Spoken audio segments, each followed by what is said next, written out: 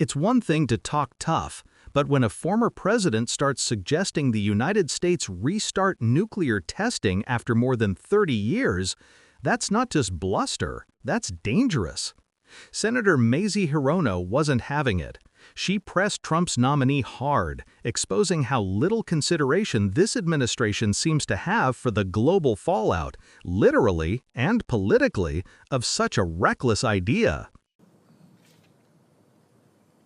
Thank you, Senator Cotton. Senator Hirono, you are recognized. Thank you, Madam Chair. Welcome, Admiral. Congratulations on your nomination. I want to start with two initial questions that I ask of every nominee to ensure their fitness to serve. So I will ask you, since you became a legal adult, have you ever made unwanted requests for sexual favors or committed any verbal or physical harassment of a sexual nature? No, Senator. Have you ever faced discipline or entered into a settlement relating to this kind of conduct? No, Senator. So the president made what I think it was a surprise announcement while he was going to meet with President Xi. So this has to do with saying that we should resume nuclear testing. And the last time the U.S. conducted nuclear tests was in 1992. And would resumption of the kind of testing that he's talking about apparently require an EIS? I'm not familiar with the term EIS. Environmental impact statement. That's not a matter of expertise for me, Senator. Well, I think under the National Environmental Policy Act, NEPA, the resumption of nuclear testing, because of the environmental concerns, health concerns, long-term impacts of such testing, that it would require an EIS, which means that there is a comment period, et cetera, before such testing can resume. Let me ask you this then.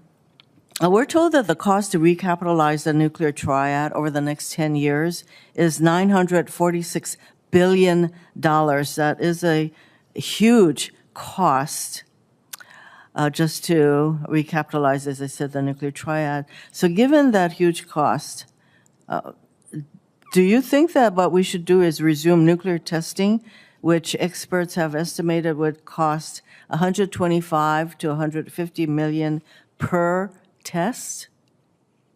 Senator, if confirmed in the role of the STRATCOM commander, my role would be to provide military advice, and I would look forward to working with the committee and policy members to inform the way ahead with respect to any testing, whether that's testing of our missile systems or surety associated with the nuclear weapons stockpile. I think that is going to be really important because it appears that I don't know what thought processes the president went through and who he talked to before he made this, what I would consider a very consequential announcement, and how our adversaries, Russia and China, would regard our resumption of testing, and they may push them to do even more testing from their standpoint, because we have the Stockpile Stewardship Program to ensure the safety and reliability of our nuclear weapons without explosive testing. And the program relies on supercomputers, simulations, non-explosive experiments, and technology. We have a lot of technology that keeps us ahead of our adversaries in terms of ensuring that our nuclear stockpile is actually reliable. So do you think that resumption of testing on our part would spur China, North Korea, Russia to do more testing from their standpoint? Could that result? Senator, thank you for the question. I wouldn't presume to predict a response on the part of Russia or China. I look forward to supporting the president's priorities and working with this committee if confirmed. Don't you think? Excuse me, Admiral. Don't you think we should really contemplate and consider what the impact might be and what the response might be by China, Russia, North Korea? if we resume our testing. I'm not saying we shouldn't, but those are considerations that should be assessed. Wouldn't you agree? I would agree that the subject matter expertise with respect to how those countries might respond to any changes in a test regimen, but I wouldn't presume that the president's words meant nuclear testing. Well, that's what he I think, said. I believe the quote was, "Start testing our nuclear weapons on an equal basis." Neither China or Russia has conducted a nuclear explosive test. So I'm not reading anything into it or reading anything out Yeah, to it. It's so just, I again, think that points out what precision kind is of, important. excuse me, Amber, what kind of thought processes the president went through before he made, well, I would say a consequential announcement. Thank you, Madam Chair. Thank you, Senator. Thank you. What you just saw wasn't just a tense exchange. It was a revealing moment about how casually nuclear power is being discussed in Washington again. Senator Hirono's questioning gets right to the heart of something deeper. Do we even understand what's at stake anymore? For decades, the U.S. has relied on advanced technology, simulations, non-explosive experiments, supercomputers, to maintain the safety and reliability of our nuclear arsenal without detonating a single bomb.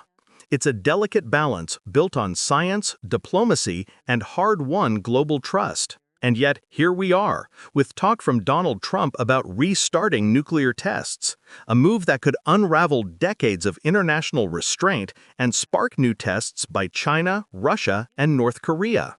When Hirono presses the nominee, who clearly seems unprepared to even define an environmental impact statement, she's exposing something much larger than his lack of expertise. She's showing the danger of politicizing nuclear policy. Because if nuclear testing becomes just another campaign talking point, we're not just talking about politics, we're talking about the future of the planet. Every detonation poisons the environment, destabilizes regions, and sends a message that treaties, norms, and global safety are all negotiable.